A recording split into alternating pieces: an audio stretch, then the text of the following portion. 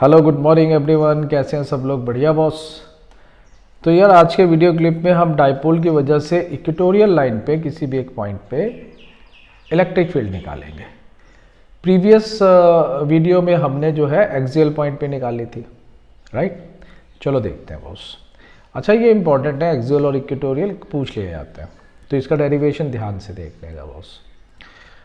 तो अब ये अपने पास डाइपोल है, यहाँ फिगर में अगर आप देखेंगे इनके बीच का डिस्टेंस 2a।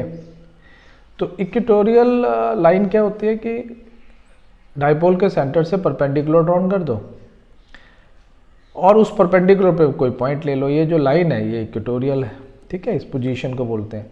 ये a हो गया बॉस, ये a हो गया, ये सेंटर से परपेंडिकुलर ड्रॉन किया और हमने मान लिया कि ये r डिस्टेंस पे एक पॉइंट P है, राइट, जिसमें हमें इस डाइपोल की वजह से इलेक्ट्रिक फील्ड निकालने। बढ़िया। अब यार ये प्लस क्यू की वजह से जो इलेक्ट्रिक फील्ड होगी ये अवे फ्रॉम द चार्ज होगी, वो ऐसे जाएगी। बढ़िया।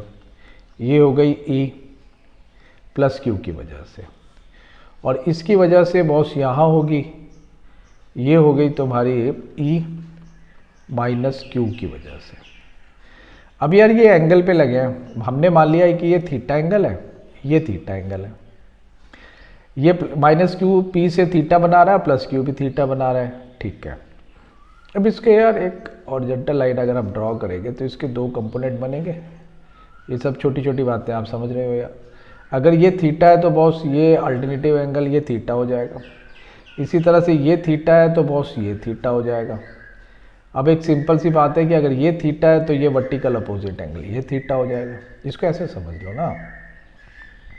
अरे यार ये हॉरिजॉन्टल लाइन होगी बॉस, ये एक लाइन हो गई, ये एक लाइन हो गई। यहाँ आपने बोला ये माइनस क्यू की वजह से, यहाँ आपने बोला ये प्लस क्यू की वजह से। बढ़िया, ओके जी। अब ये जो एंगल है यहाँ पे, ये जो एंगल है तुम्हारा, ये थीटा है, तो ये बॉस थीटा हो जाएगा। और इसी तरह से अगर मैं इस पॉइंट पे चला जाऊँ यहाँ पे, तो ये थीटा है मेरा। अगर ये थीटा है तो बॉस ये थीटा हो जाएगा, और ये थीटा है तो ये वर्टिकल अपोजिट एंगल बनेगा इसका। ये वर्टिकल अपोजिट एंगल बनेगा बॉस। ये अगर यहाँ से मैं परपेंडिकुलर डाउन करूँ ये वाला एंगल, तो ये भी थीटा हो जाएगा। ये चीज़ मैंने यहाँ दिखाई। क्लियर हो गया ना? ये सिंपल मैथ्स है यार, ज्योमेट्री है, सही, कोई प्रॉब्लम नहीं। अब हॉरिजॉन्टल कंपोनेंट अगर मैं इसका करूँगा बॉस यहाँ पे, तो ये मेरे पास आएगा प्लस की वजह से ई क्यू कॉस थीटा, और माइनस की वजह से मेरे पास आएगा ई माइनस कॉस थीटा। ये प्लस क्यू है, ये दोनों कॉस थीटा कंपोनेंट इधर होंगे। अच्छा, प्लस की वजह से ये ऊपर हो जाएगा बॉस, इसको मैं लिख सकता हूँ ई साइन थीटा, है ना, ये प्लस क्यू की वजह से। और माइनस क्यू की वजह से इधर आ जाएगा, ये हो जाएगा ई माइनस क्यू की वजह से साइन थीटा। बढ़िया यार, ये ई साइन थीटा, ई साइन थीटा। आप देखो डाइपोल क्या होता है, मैग्नीट्यूड सेम होता है, बढ़िया, और नेचर अपोजिट होते हैं। तो ई प्लस साइन थीटा और E minus Q sine theta ये कट जाएगा, बराबर होंगे मैग्नीट्यूड में, और वेक्टर में अपोजिट है, खत्म होगी कहानी, ये जुड़ जाएंगे। इसका मतलब यार इस पॉइंट पे जो ई नेट है, ई नेट है जो इस पॉइंट पे, वो क्या हो जाएगी बॉस? वो हो जाएगी ई क्यू कॉस थीटा और प्लस ई ये माइनस क्यू की वजह से कॉस थीटा। यहां मैं प्लस लिख देता हूं यार। अब एक चीज समझें आप कि यहां से डिस्टेंस बराबर है। अब हम ना एक चीज, डिस्टेंस निकाला नहीं हमने अभी, देखो ना ये 90 डिग्री है बॉस, ये आर है, ये ए है। अब ये ट्रायंगल तुम्हारा कुछ इस तरह से बन रहा है। अगर मैं यहाँ पे ये बनाऊँ एक ट्रायंगल, तो बॉस ये आपका ये बन गया, ये आर है, ये ए है, तो ये डिस्टेंस आपका ए स्क्वायर प्लस आर स्क्वायर होगा। और इसी तरह से इसके लिए भी वही डिस्टेंस होगा, सेम डिस्टेंस होगा बॉस। तो कहने का मतलब है मेरे पास यहाँ पे आ गई ए क्यू अपॉन, अब ये स्क्वायर रूट में होगा, है ना, तो उसका स्क्वायर करूँगा मैं, तो आई वुड से पे लिख देता हूँ square root r square plus a square का होल स्क्वायर, ये हो गया एक कॉस थीटा, और इसकी भी वही होगी तो मैं यहाँ 2k कॉस थीटा लिख सकता हूँ।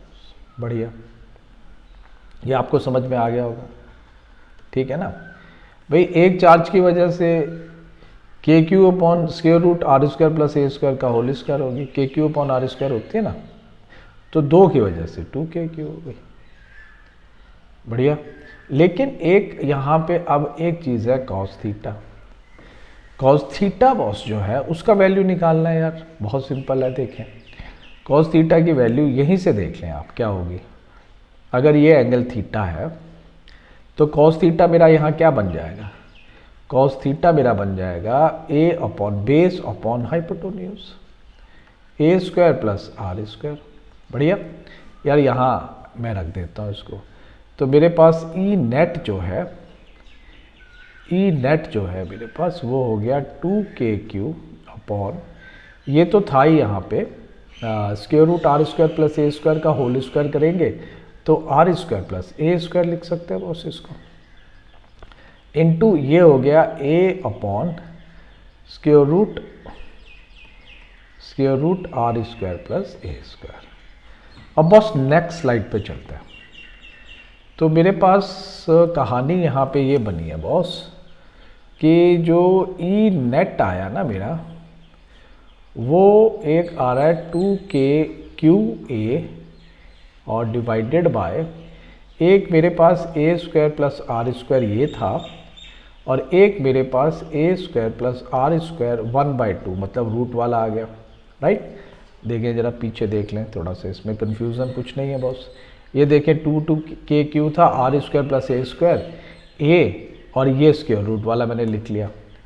अब यार बात बन गई अपनी, यहाँ पे अपन लिख सकते हैं E net is equal to, अब यार एक चीज़ देखो, ये जो मोमेंट है डाइपोल का वो 2qa होता है। राइट, 2qa, तो इसकी जगह मैं p लिख सकता हूँ बस।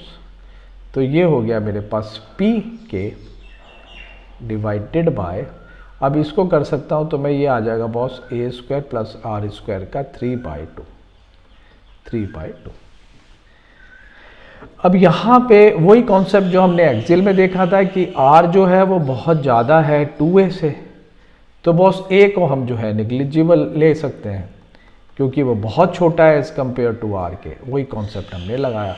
तो यहाँ पे हमारे पास pk है और नीचे जो है हमारे पास, अब देखो ये हम छोड़ सकते हैं a को, r को ले लेंगे तो ये आ जाएगा r स्क्वायर का 3/2, 2 से 2 कटेगा बॉस, तो ये आ जाएगा मेरे पास pk या kp अपॉन, अब ये 2 से 2 कट जाएगा तो ये हो जाएगा मेरे पास r3। तो ई नेट जो है मेरे पास वो आ गई बॉस kp अपॉन r3।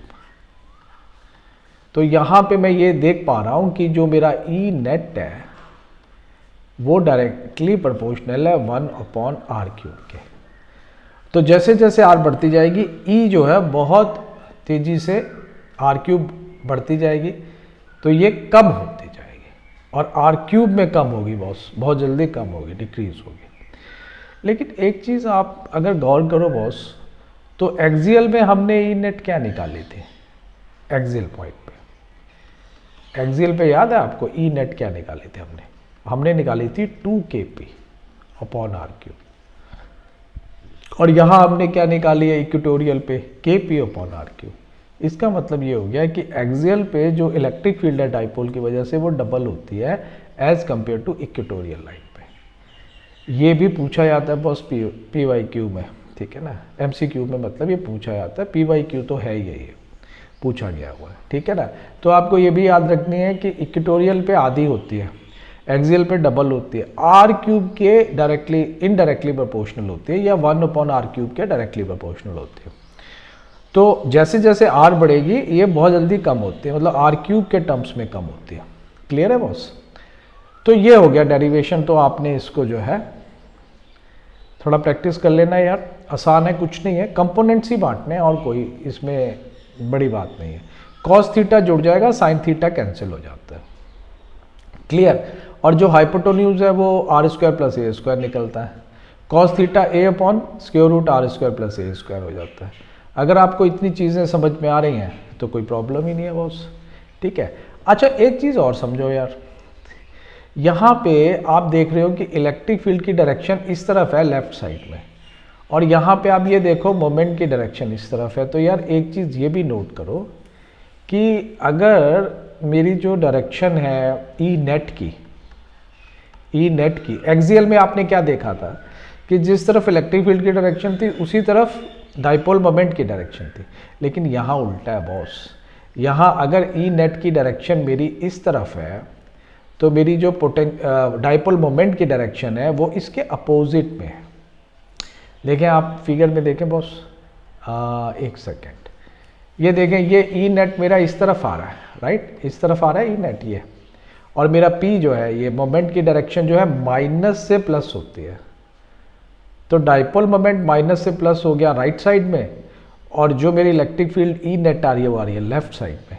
तो ये भी इम्पॉर्टेंट कॉन्सेप्ट है, इसको आपने दिमाग में रखना है बॉस कि इक्वेटोरियल में इलेक्ट्रिक फील्ड और डाइपोल मोमेंट अपोजिट डायरेक्शन में होते हैं, एक्सियल में सेम डायरेक्शन में होती है।